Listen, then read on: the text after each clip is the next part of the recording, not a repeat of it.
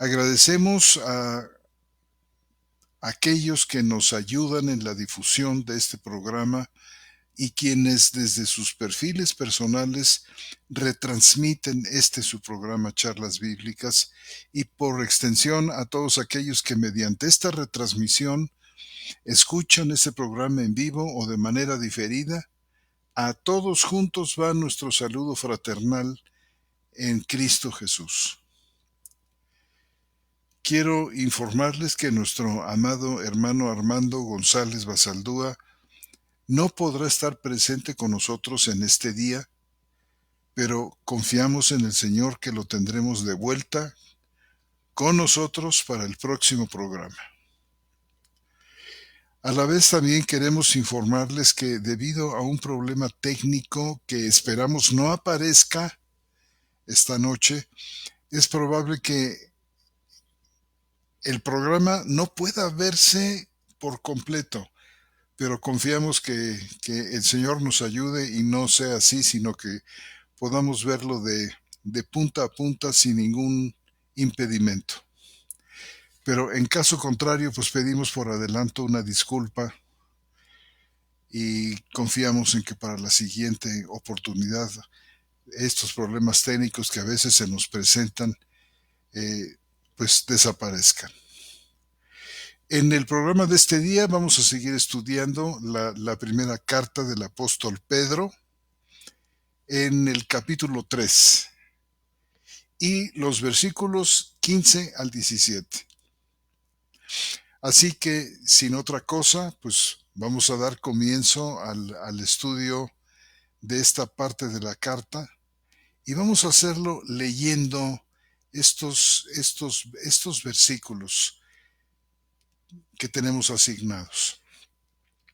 Dice así la primera carta de Pedro en el capítulo 3, versículos 15, la segunda parte del versículo 15 al versículo 17, y voy a utilizar para esto la cuarta edición de la Biblia textual. Dice así. Y para poner en contexto todo, yo creo que va a convenir también poner la primera parte del versículo 15, que dice: sino santificad a Cristo como Señor en vuestros corazones, y estad siempre prestos para presentar defensa ante todo el que os demande razón acerca de la esperanza que hay en vosotros, pero con mansedumbre y reverencia, teniendo buena conciencia, para que en lo que sois calumniados sean avergonzados los que ofenden vuestra buena conducta en Cristo. Porque mejor es que padezcáis obrando bien, si lo quiere la voluntad de Dios, que obrando mal. Pues esta es la parte que vamos a comentar esta noche con la ayuda del Señor. Me refería a que al comienzo de esta lectura, de que habíamos ya estudiado en el estudio, la semana anterior, esta primera parte del versículo 15 que dice: santificad a Cristo como Señor.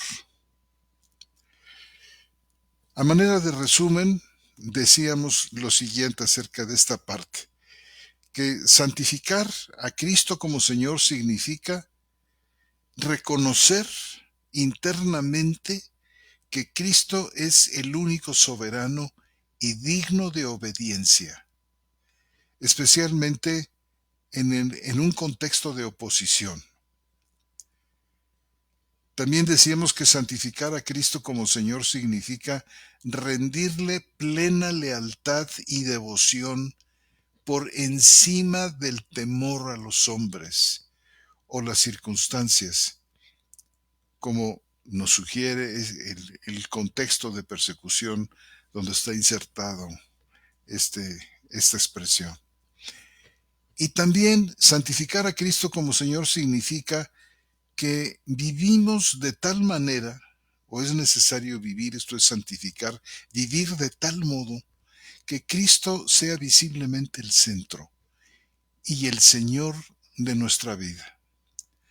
dando razón de la esperanza con mansedumbre, que es justo como comienza la segunda parte de este versículo, que dice, y estad siempre prestos para presentar defensa ante todo el que os demande razón acerca de la esperanza que hay en vosotros.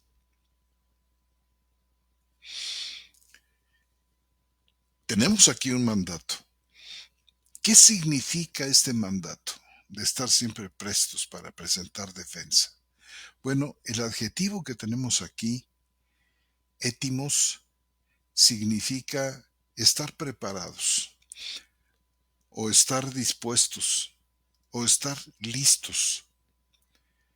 Prestos es una palabra española bella, que es la que elige la cuarta edición de la Biblia textual, y significa esto, estar presto, estar siempre presto, significa estar siempre preparados, dispuestos, siempre listos. Y esto implica una disposición constante. Este, este estar preparados o dispuestos no es una reacción improvisada, sino que es una actitud cultivada.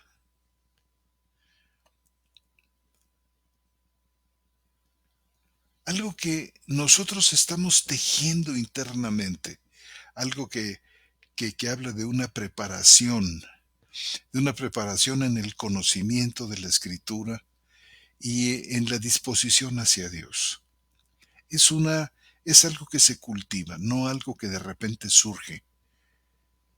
Y cuando dice aquí presentar defensa, bueno, pues esto traduce el término griego apología, que quiere decir defensa, usado en algunas partes del Nuevo Testamento para describir, por ejemplo, una defensa legal.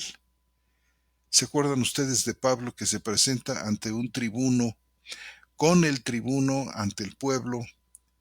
Es acusado él ante un tribunal y entonces Pablo prepara su defensa, prepara su apología.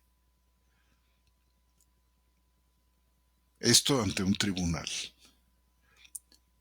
Pero aquí en esta carta no se refiere tanto a debates formales, sino más bien a dar testimonio de manera razonada, de manera consciente, ante cualquier persona que pregunte por la esperanza cristiana, que es nuestra esperanza.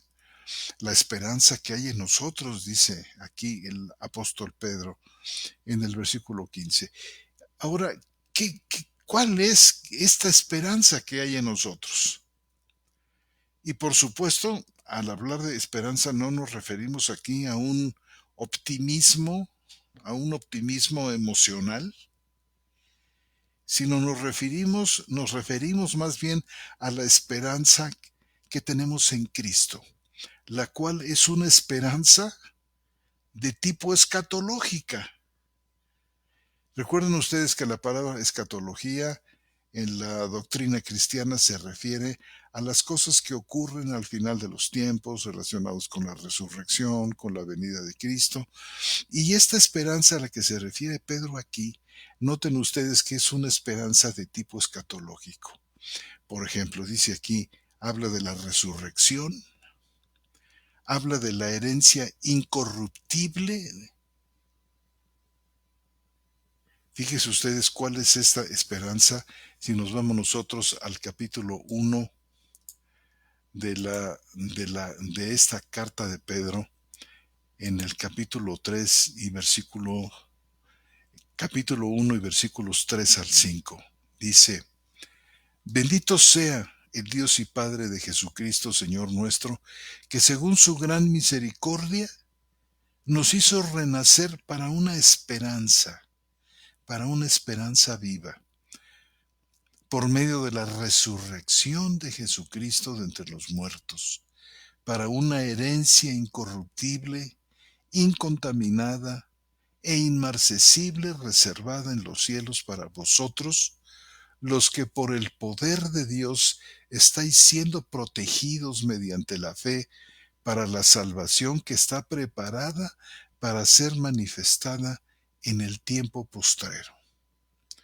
Fíjese, esto es una esperanza de tipo escatológico. Aquí tenemos pues la resurrección, habla Pedro de esta herencia incorruptible, habla también de esta salvación que está preparada para ser manifestada en lo postrero de los tiempos para nosotros. Y también notamos nosotros que esta esperanza aquí, regresando a la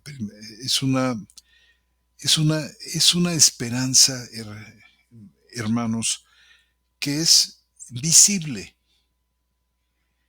Es una esperanza que está señalada hacia el futuro, pero es una esperanza que se va abriendo paso en nuestra vida y se va volviendo una esperanza que podemos experimentar, una esperanza visible en nuestra vida, una esperanza visible de nosotros los creyentes referida a su paz, a la manera distinta en que nosotros vivimos ahora, referida también a la perseverancia bajo presión,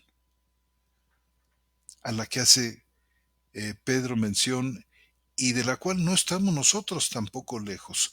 Somos creyentes bajo presión del mundo y fundamentalmente, pero, ¿saben? Dice aquí, todo esto bajo la protección del Señor. Dice, los que por el poder de Dios estáis siendo protegidos mediante la fe para la salvación que está preparada para ser manifestada en el tiempo postrero. Regresando nosotros al capítulo 3 y versículo 16 de la carta, dice que, versículo 15, perdón, hermanos, dice, santificad a Cristo como Señor en vuestros corazones y estad siempre prestos para presentar defensa ante todo el que os demande razón acerca de la esperanza que hay en vosotros. ¿A quién debemos nosotros? ¿A quién se debe dar razón? Dice, todo el que os demande, dice Pedro. Y esto implica que los cristianos debemos estar listos, preparados o dispuestos o prestos, tanto para responder a los curiosos como a los críticos. Y esta defensa no es solo algo que nos manda Pedro que practiquemos para protegernos, sino es una defensa que hacemos para dar testimonio, no para la protección, sino para el testificar. Para el que todo, dice, el que os demande razón acerca de la esperanza que hay en vosotros. Y sobre esto quiero en un momentito más detenerme a hablar sobre este estar listos. ¿Qué implica que los cristianos debemos estar listos para presentar defensa, para presentar apología a todo el que demande la razón de la esperanza que está en nosotros? Bien, pero sigamos en el versículo 16 que dice, pero hagámoslo con mansedumbre y reverencia, teniendo buena conciencia para que en lo que sois calumniados sean avergonzados los que ofenden vuestra buena conducta en Cristo. Dice que esta defensa debemos presentarla con mansedumbre y reverencia. Entonces, el testigo aquí, el que da testimonio, resulta que debe tener una disposición hacia, alguien lo llamaría una actitud. ¿Cuál debe ser la actitud del testigo? Dice, pues, que se haga con mansedumbre, es decir, con humildad, con ausencia de agresividad. La defensa cristiana nunca debe ser beligerante. Y dice que también se haga con reverencia, y esta reverencia no tanto se refiere al temor o al miedo de los hombres, sino es un temor reverente ante Dios. Cada vez que presentamos defensa, cada vez que abrimos nuestra boca para dar testimonio de la esperanza que tenemos, lo hacemos delante del Señor. Lo hacemos con esa reverencia profunda que todos los creyentes verdaderos tenemos ante Él. No miedo ante los hombres. Y esto, pues, preserva el testimonio del Evangelio en el modo de hablar, con mansedumbre, con reverencia. Ahora bien, hermanos, al llegar a este punto, sobre todo en el versículo 15 que decíamos que los cristianos deben estar listos para responder, quiero resaltar algunos puntos. Cuando, cuando el apóstol nos dice que estemos preparados para dar razón a todo el que nos demande, esto implica, decíamos, pues, que los cristianos deben estar listos para responder, ya sea curiosos o acríticos. Y esta es una actuación que atañe a cada cristiano en particular. Esto no ha sido dejado a los teólogos, dar razón, explicar cuál es la esperanza que nosotros tenemos. Esto no es un asunto dejado a los teólogos o a ciertas personas de la iglesia que gustan de llamarse líderes o a personas que han hecho estudios de seminario o que han pasado por cursos especiales de doctrina. Muy por el contrario. Dar razón de la esperanza es una actividad que todo creyente en Cristo debe asumir y puede asumir. ¿Por qué? Pues por cuanto tiene el Espíritu Santo que mora en él o en ella. Y ha recibido de Dios, además de este bendito y santo Espíritu suyo, ha recibido un Espíritu nuevo que entiende las cosas del Espíritu. ¿Recuerdan ustedes cómo el hombre natural no entiende las cosas que son del Espíritu, pero el espiritual sí las entiende? El espiritual es la persona que tiene el Espíritu Santo morando en él, que tiene además esta nueva creación que Dios le ha dado, a través de la cual puede entender esta dirección del Espíritu que le da. Y por supuesto, los cristianos no somos cristianos solos, no estamos atomizados, no estamos viviendo en el éter y en el espacio, sino que nosotros tenemos una unión, que es la iglesia, la comunión de los santos.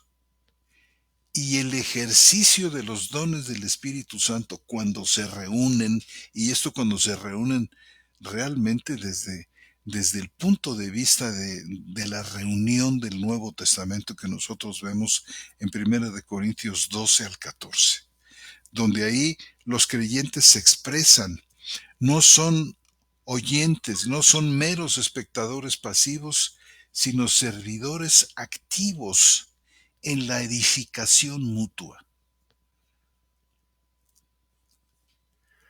Esta presencia del Espíritu Santo, este ejercicio de dones que el Espíritu da, hermanos, nos convierte en, en ministros vivos de la palabra, en ministros vivos y activos, no en meros espectadores pasivos.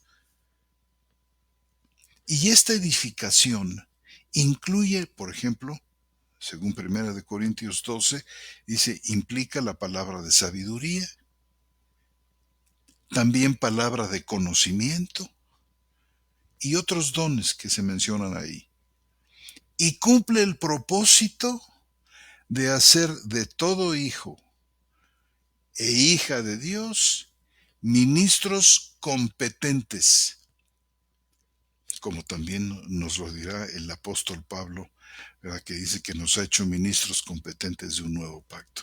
Y además, como dice la carta a los Colosenses, nos ha hecho aptos aptos para dar razón de la esperanza que hay en nosotros.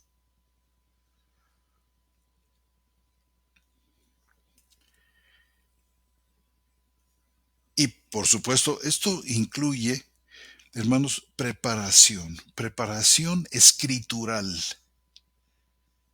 lectura de la palabra, preparación doctrinal y por supuesto, como un algo que cubre a los dos, una preparación verdaderamente espiritual. ¿Y esto a dónde nos lleva? Pues nos lleva a conocer las razones de nuestra fe. Como Pedro lo dice aquí, la esperanza en Cristo. Nos lleva también a conocer, tras la lectura, individual o compartida en la comunidad de Dios, en la historia de la redención, en la resurrección.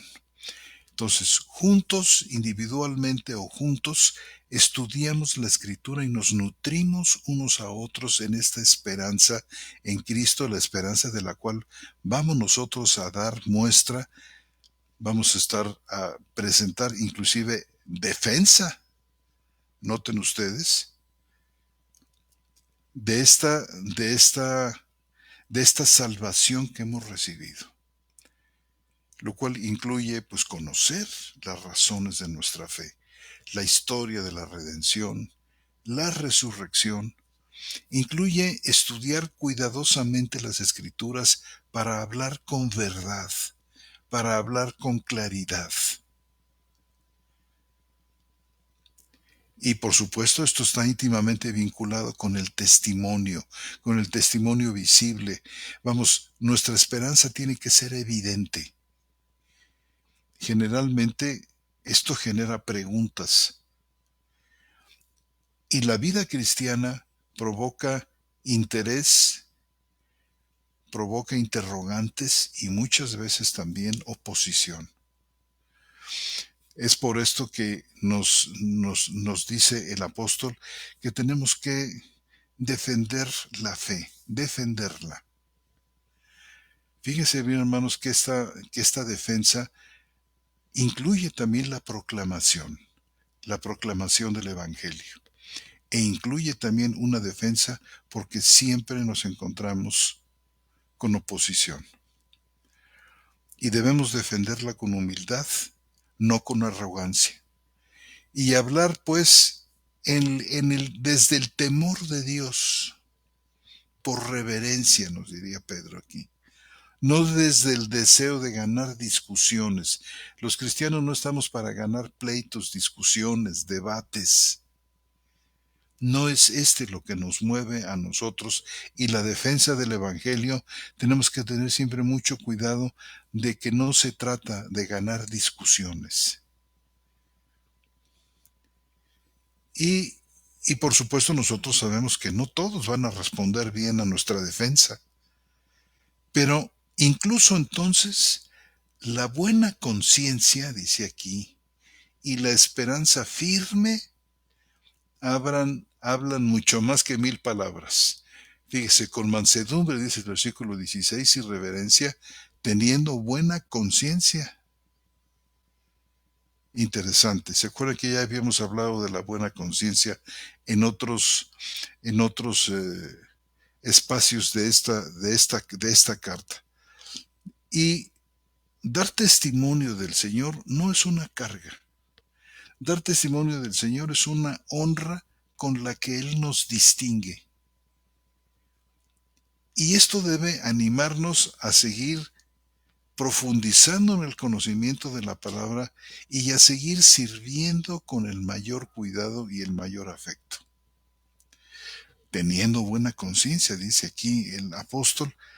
Y hermanos, ¿qué es esta buena conciencia en este contexto de la carta? Bueno, pues es una integridad. Nosotros nos conducimos con integridad y esta integridad es la buena conciencia. Una integridad que confirma el testimonio. Una defensa verbal siempre debe estar acompañada de una vida coherente. Vivimos lo que predicamos. La buena conciencia es la seguridad de haber actuado conforme a la voluntad de Dios, que es el terreno firme desde donde se habla con autoridad moral.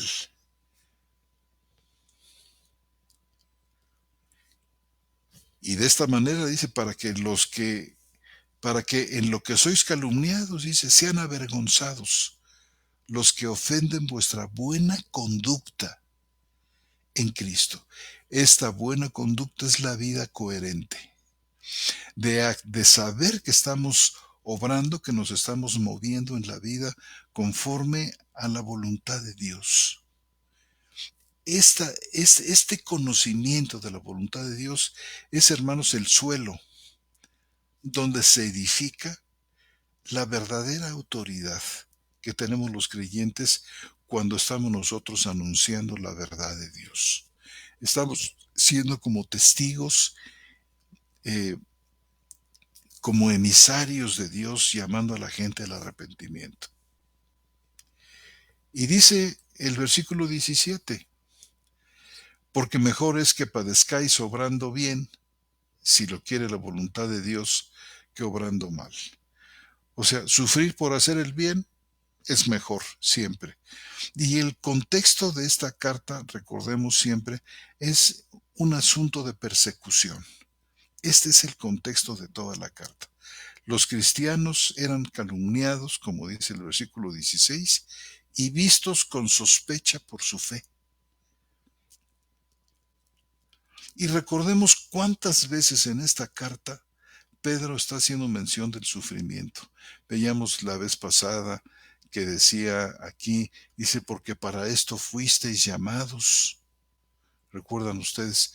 Un versículo, una observación que el apóstol también nos hace en el capítulo 1, al final.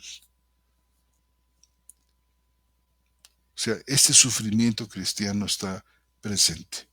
Pero nos dice el apóstol, es mucho mejor sufrir por hacer el bien. Si esto es lo que Dios permite, y también es una honra el que nosotros participemos de los sufrimientos de Cristo.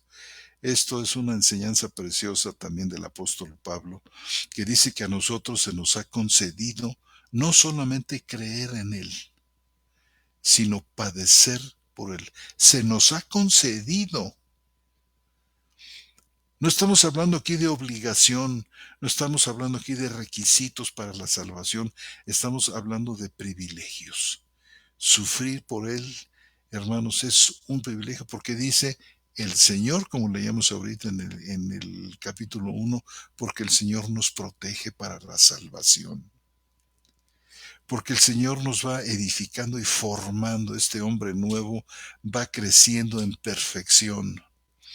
Hermanos, a través de este sufrimiento que lejos de endurecernos o amargarnos, se vuelve en motivo para volvernos, en primer lugar, más comprensivos de los demás, debido a que nosotros descubrimos también que todavía estamos en la carne, que todavía el pecado está en nosotros, si bien no se enseñorea de nosotros, si bien el Espíritu Santo actuando en el hombre nuevo está puesto para acotar el pecado, para acotar esta naturaleza pecaminosa, de la cual nos vamos a deshacer finalmente el día de la muerte, cuando durmamos en Cristo, o bien el día de la resurrección, si es que nos toca ese día estar ahí. Y podemos decir entonces que esta esperanza cristiana, de la que habla aquí en el versículo 17, no se destruye con el sufrimiento, no la amella, no la reduce, no la hace pequeña. La esperanza cristiana frente al sufrimiento no padece pérdida, no se destruye, sino que al contrario, esta esperanza cristiana a través del sufrimiento, y estamos hablando aquí del sufrimiento en la mano de Cristo, que es como nosotros nos llega el sufrimiento. Tiene un carácter intensamente formativo. Por eso nos gloriamos en las tribulaciones. Por el fruto maravilloso que produce. Porque dice el apóstol Pedro, nos dirá en el capítulo 5 de su carta a los romanos, ¿verdad? Que esta tribulación produce carácter probado, produce esperanza. Entonces, la esperanza cristiana no se destruye con el sufrimiento, sino que se muestra cada vez más luminosa. Y bueno, por otra parte, y para terminar, hermanos, quiero hacer referencia a algo que tiene que ver con este estar listos o estar preparados. Este estudiar cuidadosamente las escrituras, ya sea en lo individual o junto a otros hermanos. Dice, y eso lo digo porque hay muchísimos cristianos en el mundo, y aquí nos incluimos nuestro hermano Armando González y su servidor, que nos sentimos apesadumbrados y preocupados y hemos conversado mucho sobre este asunto y al mismo tiempo de sentirnos así, nos sentimos también alertados por la necesidad de que los cristianos puedan, puedan dar cumplimiento para su bien, para su elevación, para su iluminación, para su fortalecimiento, de estar siempre preparados para presentar defensa del Evangelio, para conocer bien las razones de nuestra fe, la esperanza en Cristo. Y muchos han notado, de muchos hermanos en todo el mundo, han notado que de un tiempo a la fecha hay una creciente ignorancia de las escrituras. Han notado el descuido en los cristianos y la negligencia en prepararse para dar razón. Y entonces, puesto que les falta esto, no tienen la confianza para dar razón de la esperanza, lo cual también es algo tremendamente formativo interiormente para el fortalecimiento de nuestro hombre interior. Y hay datos duros reunidos por diversas instituciones cristianas que han cuantificado este hecho lamentable de este descuido, de esta ignorancia, de esta negligencia para prepararse, para conocer, para profundizar en la palabra, para hacer que la palabra viva en abundancia en nosotros. Y, y se afirma con frecuencia que vivimos en una situación, dicen, postcristiana, como si el cristianismo y la era cristiana hubieran quedado atrás. Y los hombres, al ver que no ha funcionado el cristianismo para ellos, dicen, estén buscando otras formas. Y, y esta situación poscristiana, pues nosotros la vemos, por ejemplo, en Europa y en otras partes del mundo. Los cristianos han perdido el interés por estudiar las escrituras y el mundo se los está tragando. En vez de que el mundo se convierta a ellos se están convirtiendo al mundo y acomodando su manera de pensar y de vivir más en sintonía con el mundo que en armonía con la voluntad de Dios que está expresada en las Escrituras. ¿Qué está pasando aquí? Bueno, pues está cumpliendo en realidad, hermanos y hermanas, algo, algo que tiene que ver con la elección de Dios, tiene que ver con aquel camino angosto que dice ancho y espacioso es el camino que lleva a la muerte, pero el camino que lleva a la vida es corto y pocos son los que andan en ella. ¿Quiénes son esos pocos?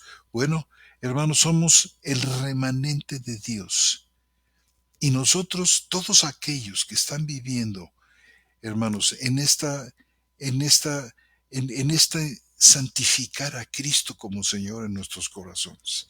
Estos que estamos preocupados y estamos, no perdemos la oportunidad para dar testimonio del Señor y de dar razón. Hermanos, aparentemente no somos muchos. Y me parece que este es un tema sumamente relevante insisto, hasta cierto punto preocupante, y algo también que nos lleva a nosotros a mostrarnos agradecidos delante de Dios por la disposición que Él ha creado en nosotros para buscarlo, para edificar a los santos. Y aquí a continuación les voy a compartir eh, aquí información con datos pues confiables que muestran este fenómeno alarmante. Y comienzo con los Estados Unidos y comienzo con Europa, porque precisamente estos han sido lugares donde digamos, eh, el cristianismo evangélico brotó y fructificó, y de ahí pasó a todo el mundo. La reforma se dio, por ejemplo, en Alemania. La prerreforma con Juan Hus se dio en Praga, en Europa. Los movimientos de prerreforma también con, eh, con, uh, con George Whitfield, en, todos estos fueron prerreforma, pero creo que me estoy equivocando con el nombre de Whitfield, sino que es otro. Ahorita recuerdo, seguramente el Señor me va a recordar de quién se trata, em, que fue un gran reformador inglés que aparece en el siglo XIV. Eh, Todos estos dieron nacimiento a grandes comunidades cristianas y de ahí pasaron a muchas partes del mundo. El Evangelio creció y se diversificó. Tenemos también a los puritanos ingleses y a otros grupos de valientes cristianos que en Europa se abrieron paso a través de la muerte, de la tortura, del dolor, para, para dar razón de la esperanza que tenían ellos. Pero tal parece que ese fuego original ha desaparecido, ha desaparecido. Por ejemplo, hablando de alfabetización bíblica, de lectura de las escrituras, hemos llegado nosotros a saber a través de estas instituciones que han estado estudiando este fenómeno lamentable en Europa, Estados Unidos y Latinoamérica. Nos dicen ellos que en los Países Bajos, por ejemplo, entre 1996 y 2017, la proporción de cristianos que leía la Biblia al menos una vez por semana cayó de poco más del 50% a apenas un tercio. Y en 2017, más de un 25% de cristianos declaraban nunca haber leído la Biblia, aunque la consideraban relevante. En el Reino Unido, solamente alrededor del 14% de los adultos han leído la Biblia completa alguna vez. Y en los Estados Unidos, aunque 65% se identifican como cristianos, solamente el 20% han leído la Biblia entera y apenas un 9% la lee diariamente. Y esto pues realmente implica inevitablemente una pérdida de la cosmovisión bíblica. En Estados Unidos, solo entre un 6% y un 9% de cristianos poseen realmente una cosmovisión bíblica sólida. Es decir, que entienden y viven con base en principios bíblicos claros. El resto tiende mucho al sincretismo. El sincretismo como una revoltura de diferentes posiciones religiosas unas y filosóficas otras, o de una moralidad que está desligada de la Biblia. Y la situación en Europa, pues camina rápidamente, si no es que ya de plano, por completo, hacia una cultura poscristiana.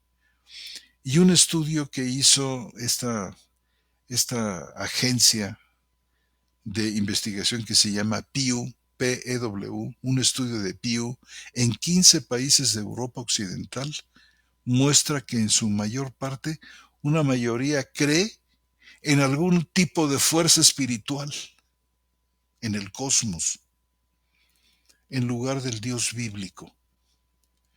En Alemania, por ejemplo, solamente un 28% cree en el Dios que la Biblia describe, mientras que un 38% cree en otro tipo de poder o fuerza no bíblica. Un 26% no cree nada. Otra agencia que se llama Our Daily Bread Ministries reporta que en Alemania casi la mitad de las personas considera que la religión no es importante. Solamente un 9% ora diariamente y más de la mitad rara vez o nunca asiste a los servicios, entre comillas, religiosos. Y además se observa una caída dramática en la participación en estudios bíblicos. Lo que antes era un tercio de los asistentes a la iglesia, hoy prácticamente ha desaparecido. Y según la encuesta global Patmos, en una encuesta que se hace a través de Gallup y la British Foreign Bible Society en Europa, esto realizado en marzo, entre marzo y abril de este año 2025, dice que en Europa Occidental, junto con Estados Unidos y hasta Oceanía también, el 44% de la población se considera cerrada, escéptica o indiferente a la Biblia. Aunque el 63% cree en algún tipo de ser supremo. En Europa Oriental, el interés hacia la Biblia es mayor, pero la práctica sigue siendo muy baja. Y fíjense ustedes el contraste aquí. También se ha llegado a cuantificar que el 30% de los cristianos actualmente, el 30% nada más, leen y conocen algo de la Biblia. Pero el 80% de los musulmanes y mormones leen y conocen bien sus escrituras.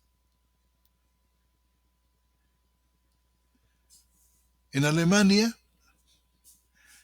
gente que dice que son cristianos realmente no leen la Biblia, no la leen regularmente, ya más. Y esto nos lleva inevitablemente también a la pregunta, bueno, entonces, ¿estamos viviendo nosotros en una cultura poscristiana? Y esta expresión pues define sociedades, ¿verdad? Donde la influencia histórica del cristianismo no garantiza un compromiso real con la fe, donde el sentimiento cristiano es más bien cultural, más que fundado en la fe vivida.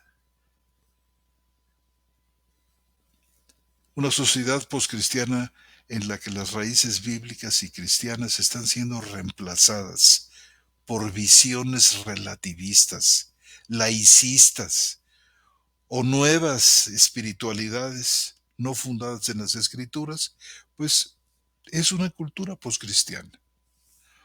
Y es lo que tenemos nosotros de una manera creciente en estas partes del mundo. Y el proceso pues es especialmente, creo yo, agudo en Europa Occidental, aunque también hay señales en otras regiones. Por ejemplo, en países culturales y nominalmente cristianos como Francia, eh, el Reino Unido, los Países Bajos, a los que ya me referí, o Alemania, la lectura bíblica y el compromiso real con las escrituras está verdaderamente en un declive constante. ¿Y qué es lo que podríamos hacer ante una situación así? Bueno, si en muchas partes de Europa y en Occidente se vive una cultura poscristiana, una fe meramente cultural, pero sin dedicación a la palabra y a la formación bíblica, hermanos, ¿qué podemos hacer? Cuando nos enfrentamos ante la apatía espiritual, una apatía que reemplaza el compromiso con la escritura. Pues el resultado es una visión del cristianismo más moralista, emocional, pero menos anclada en la doctrina sólida que nos lleva a una vida diferente, a una vida verdaderamente, podemos decir, transformada. Y nuestro deber como creyentes es, pues, en la medida que el Señor nos lo permite, es contrarrestar este declive, cultivando y promoviendo la lectura bíblica, la enseñanza clara, la apologética bíblica bien fundamentada. Yo he notado cómo el Señor ha venido levantando en el Internet grupos de hermanos y hermanas que se reúnen una o dos veces por semana, abren la Biblia, leen la Escritura, comentan la Escritura, oran juntas. Y esto desde mi punto de vista es muy alentador. Conozco muchos grupos de estos repartidos, cuando menos aquí en Latinoamérica. Sé que existen también en los Estados Unidos de Europa. En este momento no lo sé yo. Pero así como he hablado en este momento sobre, en términos de Europa y en términos de los Estados Unidos, ¿qué podemos decir nosotros de Latinoamérica? ¿Es posible establecer una evaluación como la que se ha hecho en Europa y en los Estados Unidos? Y la respuesta sí, sí es posible. Sí es posible porque se han hecho evaluaciones bastante sólidas acerca de cómo se vive la fe cristiana y la lectura de las escrituras, aunque los datos pues varían según el país y también según la denominación. Pero podemos establecer más o menos un programa general del panorama religioso en Latinoamérica. Por ejemplo, en 2024, según una encuesta que se llama Latino Barómetro, el 54% de la población eh, de varias regiones, sobre todo de Latinoamérica, se considera católica. 54%. El 19% se considera protestante y otro 19% se identifica como sin afiliación religiosa. Y el declive de la afiliación católica es evidente en muchos países, por ejemplo, sobre todo en Brasil, en Argentina, en Chile o en México. Eh, y esta afiliación católica romana muestra caídas significativas más o menos desde la década del 2010. Ahora, ¿qué tanto se leen y se estudian las escrituras? En toda Latinoamérica dicen los protestantes que declaran ellos que están leyendo la Biblia y que participan en estudios bíblicos con mayor frecuencia que los católicos. Y esto está en una investigación que hizo Pew y el Center Pew Research Center. En países como Nicaragua o República Dominicana, hasta un 30% de la población lee la Biblia semanalmente de manera personal fuera de la iglesia. Y en otros países, especialmente en las zonas urbanas y entre jóvenes, la práctica es mucho menor. aunque no hay todavía datos estandarizados recientes, pues de la región. Hay también un alto porcentaje de latinos, es decir, católicos y evangélicos, que sostienen que la Biblia es la palabra de Dios. Sin embargo, el porcentaje que cree en una interpretación literal, palabra por palabra, dependería más bien del país y de la denominación. Puede oscilar entre un 45% en católicos y hasta un 94% en evangélicos. Esto también es un dato que arroja la encuesta Pew. Ahora tenemos nosotros desafíos en términos de la lectura bíblica, especialmente entre católicos. La mayoría de los católicos no lee la Biblia con regularidad. El estudio personal y la preparación bíblica es menos común que entre los protestantes. Y en contextos urbanos y entre la juventud, incluso muchos se identifican culturalmente como católicos, pero ni practican ni asisten con frecuencia a la iglesia.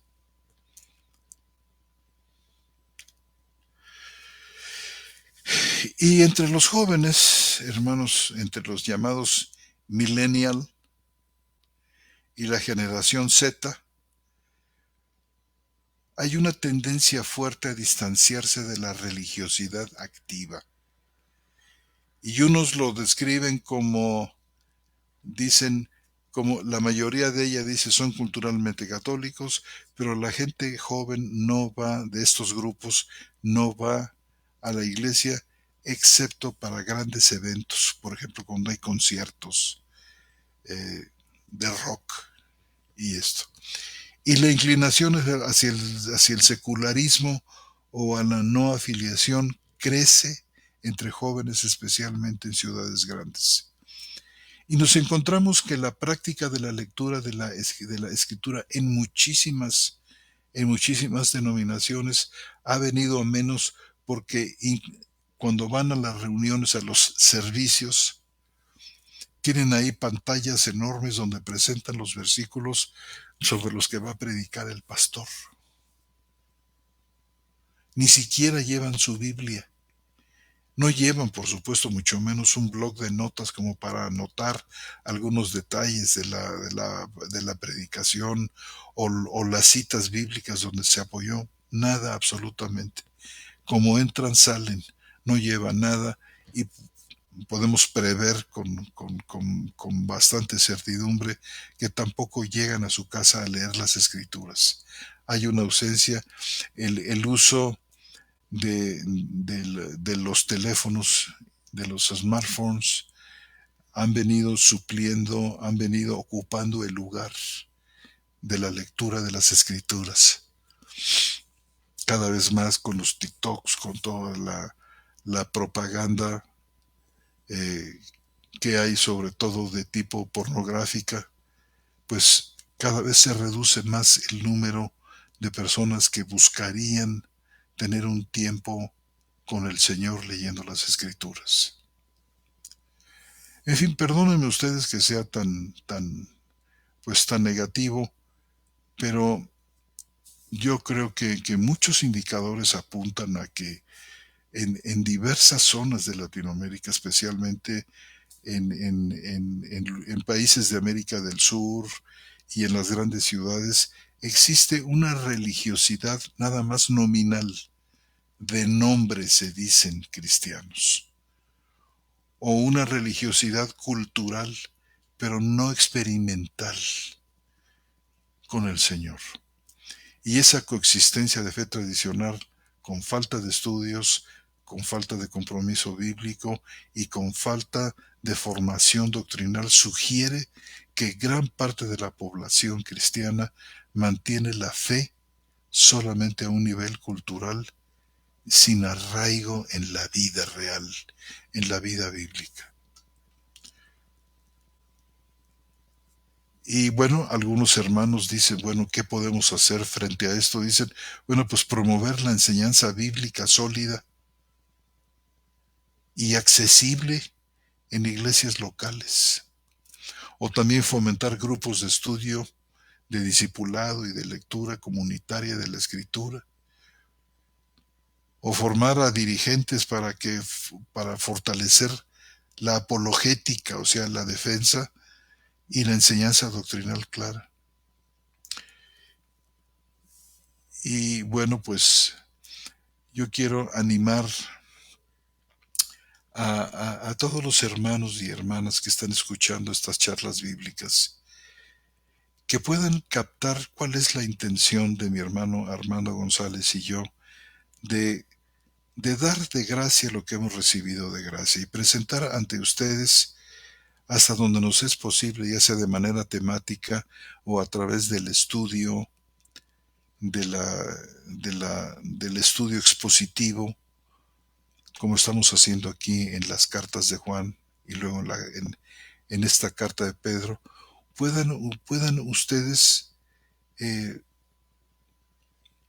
repetir estos estudios, puedan ustedes reunirse con confianza a través del Internet, porque a veces parece que es difícil hacerlo físicamente porque los mismos sistemas religiosos, los mismos sistemas parece que son más bien un impedimento que una verdadera ayuda para el estudio bíblico. Pues quiera el Señor darnos, darnos esta oportunidad de proclamar entre unos y otros en el Internet la palabra de Dios, promover la lectura de las Escrituras en común, promover la oración en común. Y bueno, hermanos, pues dejo aquí el estudio bíblico de esta noche y pues vamos a pasar a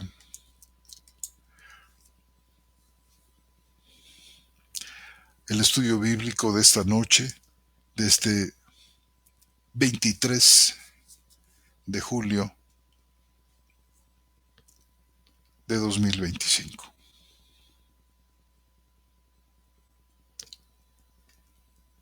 Y vamos a pasar a saludar a nuestros hermanos que nos han escrito. Nos da mucho gusto que nos escriban, que participen, que pregunten, que aporten. Y hemos notado que las aportaciones son en muchos casos magníficas, son extraordinarias, algo que nos ha alentado muchísimo. Aquí tenemos a nuestro hermano Paco Jiménez que nos saluda desde Lima, Perú. Un abrazo rompecostillas en gracia y justificado. Otro para usted, hermano Paco. José Guadalupe Guerra Lázaro, saludos hermanos, un saludo para usted.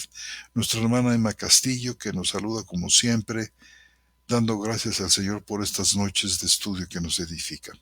Es un placer, hermana Emma, hermano José, hermano Paco, tenerlos con nosotros.